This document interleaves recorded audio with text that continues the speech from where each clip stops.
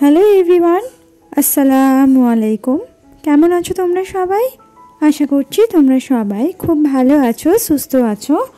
আলহামদুলিল্লাহ, আমরাও বেশ ভালো আছি।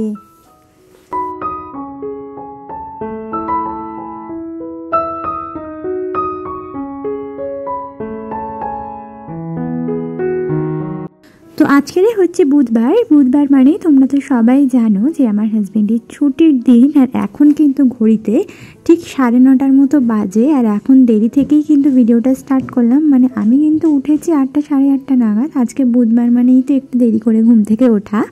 তো আমি ওঠার পরেই সংসারের টুকিটাকি কাজকর্ম সেরে নাস্তা অলরেডি কমপ্লিট করে ফেলেছিলাম। এই ঠিক যেই নাস্তাটা হাজব্যান্ডকে করে দিচ্ছি, আমিও ঠিক একই নাস্তাই করেছি। তো ভাবলাম যখন হাজব্যান্ড উঠবেন ঠিক সেই সময় আমি ভিডিওটা করব, কারণ সকালে তাড়াহুড়ো করে আমি নাস্তাটা করেছি, কাজকর্মগুলো সেরেছি, সেই জন্য আর কি সকালে ক্যামেরাটা অন করিনি।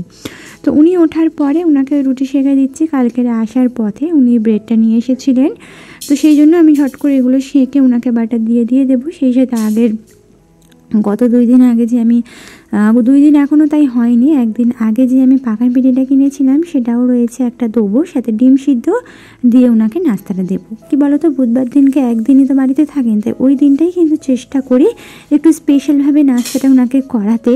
সেই জন্যই আর কি একটু স্পেশালভাবে ডিম সিদ্ধ এগুলো কিন্তু দেওয়ার চেষ্টা করি।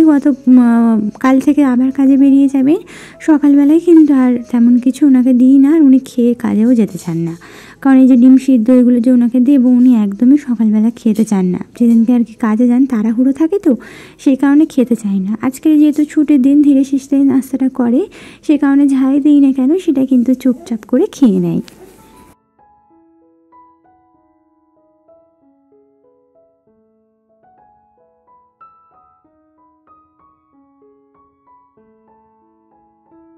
তো আজকের ভিডিওটা শেষ পর্যন্ত দেখতে থাকো। আজকের ভিডিওতে কিন্তু শুধুমাত্র রেসিপি তোমাদের সঙ্গে শেয়ার করব।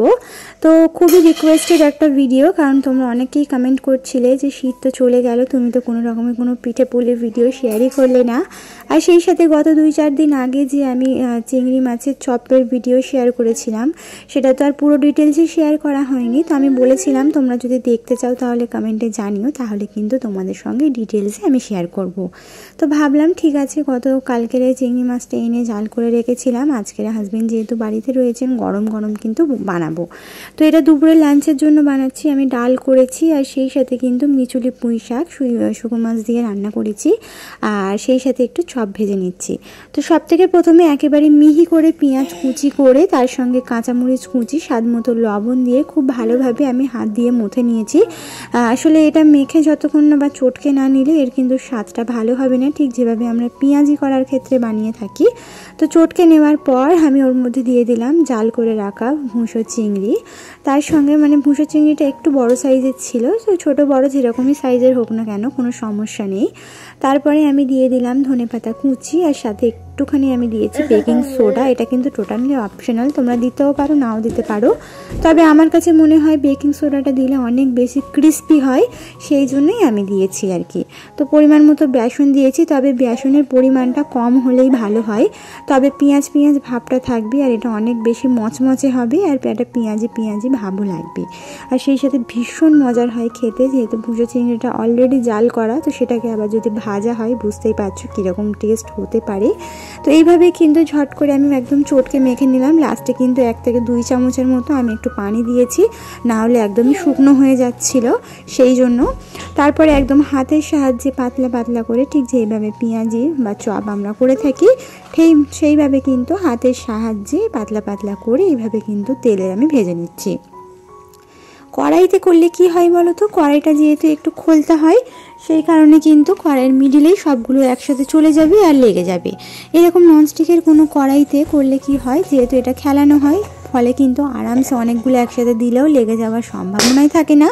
আর নিচেও লেগে যাওয়ারও কোনো সম্ভাবনা থাকে না। সেই জন্য আমি এর মধ্যেই করলাম। আর এই যে এপিট ওপিট করে একটু সময় নিয়ে মানে এই তোমার 5 থেকে 7 মিনিট মতো সময় লাগবে এক একটা ভাজতে, মানে এক খেপ ভাজতে। তো এভাবেই কিন্তু আমি ভেজে নিয়েছি, একদম এপিট ওপিট করে একেবারে ভালো করে গোল্ডেন ব্রাউন করে আমি ভেজে নিয়েছি। তো এক খাপ ভাজা হয়ে গেল, তারপর আরেক খাপ ভেজে নিলাম। বেশি ভাজবো না, কারণ ঠান্ডা হয়ে গেলে খুব একটা মনে ভালো হবে না, তাই না? তবে এই সমস্ত জিনিস গরম গরমে কিন্তু ভালো লাগে। এটা ভাতের সঙ্গে এবং সন্ধ্যের নাস্তায়ও কিন্তু তোমরা সসের সঙ্গে পরিবেশন করতে পারো, ভীষণ মজা লাগে খেতে।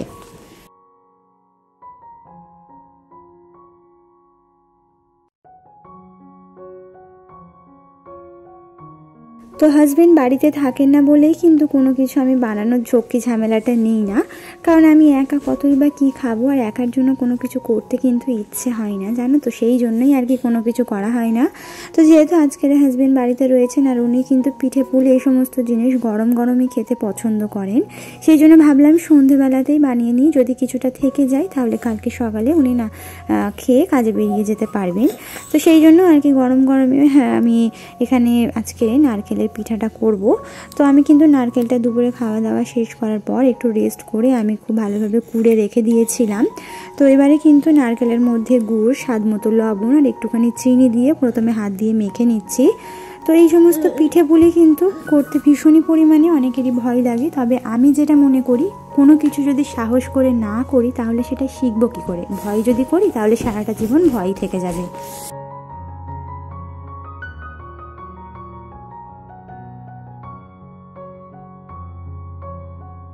তো এই সমস্ত জিনিস যখন আমরা কাউকে করতে দেখি তখন কিন্তু অনেক পরিমাণে এগুলো সহজ বলেই মনে হয় যে আমরা পারবো, কিন্তু যখন একা হাতে জিনিসগুলো করব তখনই কিন্তু এর ভ্যালুটা বুঝতে পারি যে না, এতটাও কিন্তু সহজ নয়। তো ছোট থেকেই মাকে কিন্তু পিঠে করতে দেখতাম, তবে তেমন একটা হাত দিয়ে বা নিজের হাতে কোনোদিনও করা হয়নি। তো শ্বশুরবাড়িতে এসে শাশুড়ির হাতাহাতি জিনিসগুলো যখন করলাম তখন বুঝলাম যে জিনিসগুলো কিন্তু অতটাও সহজ নয়। তো শাশুড়ি মায়ের কাছ থেকে বলতে পারো একভাবে আমার এগুলো শেখা।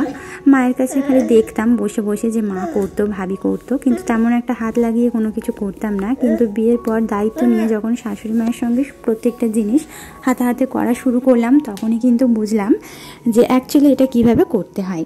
তো ঠিক সেইভাবেই করলাম, ঠিক আমার শাশুড়ি মা যেভাবে করতেন দেখে দেখে শিখেছি এই গত 5 বছরে। তো সেইভাবেই আর কি করার চেষ্টা করেছি, অল্প করেই। বেশি করার আমি মাথাটা মারলাম না, কারণ বেশি করতে গিয়ে নষ্ট হয়ে গেলে কিন্তু জিনিসটা একদমই ভালো হবে না। অল্প জিনিস নষ্ট হলেও আমার কাছে মনে হয় কোনো অসুবিধা হবে না, সেই জন্য আমি কিন্তু অল্প করেই করলাম।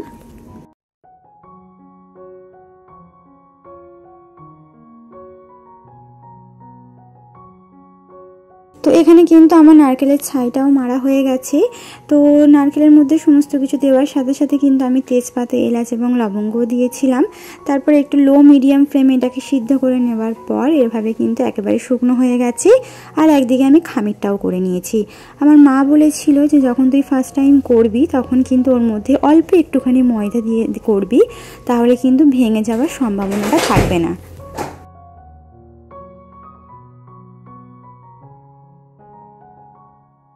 তো আমি কিন্তু সেটাই করেছি। আমি 400 গ্রামের মতো চালের আটার মধ্যে অল্প একটুখানি ওই যে চামচটা ব্যবহার করেছি সেই চামচের 1 চামচ মতোই ময়দাটা আমি দিয়েছি, দিয়ে কিন্তু খামিরটা করলাম। আর পানির মধ্যেই কিন্তু আমি লবণটা দিয়ে দিয়েছিলাম, ঠিক যেভাবে আমি করার কি দেখেছি শাশুড়ি মায়ের কাছে, ঠিক সেইভাবেই।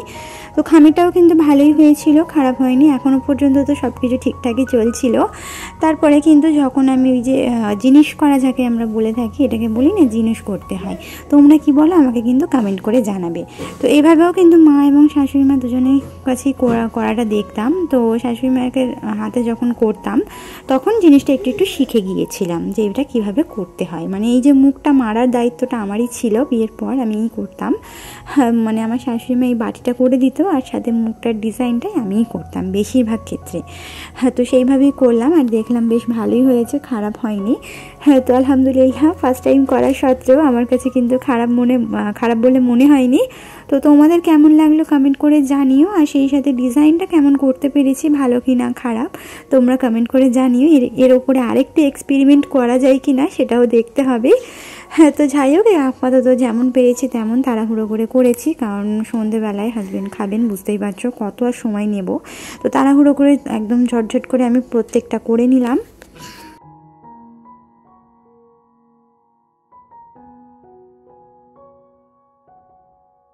আমি জানি এখন কিন্তু শীত শেষের দিকেই চলে এসেছে, তো কি আর করব বলো। প্রথমত কথা, নারকেল কোথাওই পাওয়া যাচ্ছিল না।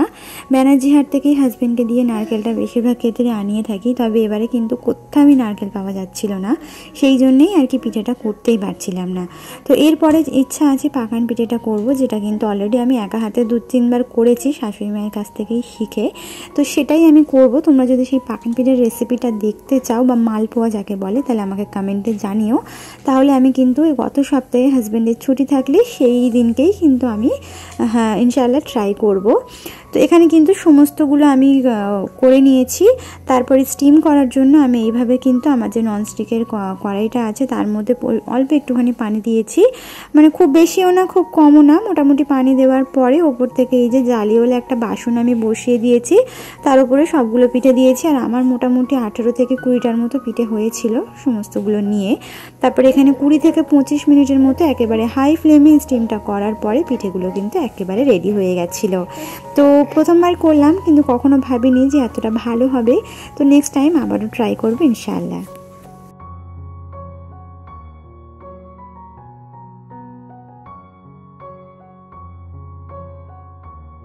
তো এগুলো দেখতে যতটা সুন্দর, খেতে কিন্তু ততটাই মজার হয়েছিল। আশা করছি আমার দিদি বোনেরা অনেকবারই হয়তো পিঠে বানিয়ে ফেলেছো, তবে আমি কিন্তু একটু লেট করে ফেললাম। তো যাই হোক, লেট করে হলেও শেয়ারটা তোমাদের সঙ্গে বছরে আর কি পিঠে পুলি শেয়ার তো করতে পারলাম, এটা ভেবেই খুব আনন্দ লাগছে। তো 20-25 মিনিট পর এগুলো কিন্তু খুব ভালোভাবে স্টিম হয়ে গেছে। তো এখন এগুলোকে তুলে নিচ্ছি। আর মেয়ে কিন্তু অলরেডি খেতে বসেও গেছে, হালকা একটুখানি ঠান্ডা করে ওকে দিয়েছিলাম, ও খেতে বসে গেছে। বুঝতেই পারছো মিষ্টি কতটা খেতে ও ভালোবাসে, সেই জন্য আর কি।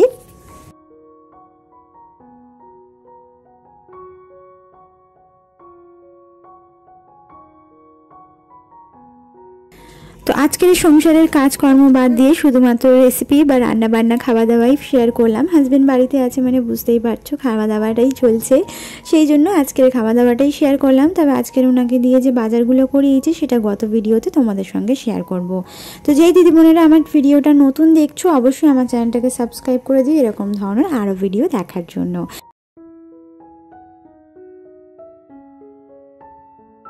আর ভিডিওটা তোমাদের কাছে যদি একটুও ভালো লেগে থাকে তাহলে একটা লাইক করতে ভুলবে না। তোমাদের একটা লাইকের মাধ্যমেই কিন্তু এই ভিডিওটা আমার অনেক দিদি বোনেদের কাছেই পৌঁছে যাবে। তো আজকের ভিডিওটা এ পর্যন্তই ছিল। আশা করছি পরবর্তী ভিডিও পর্যন্ত তোমরা সবাই সুস্থ থাকবে, ভালো থাকবে। আল্লাহ হাফিজ।